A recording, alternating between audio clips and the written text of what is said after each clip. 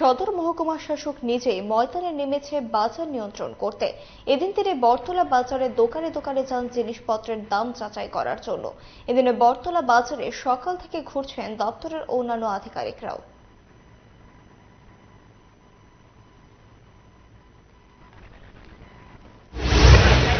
আমাদের ফ্লাড সিচুয়েশনের কারণে আমাদের দপ্তরের সিদ্ধান্ত অনুযায়ী আমরা জয়েন্ট টিম আমরা বেরোচ্ছি, যাতে কোনো ইলিগ্যালভাবে যাতে প্রাইস রাইজ না হয়।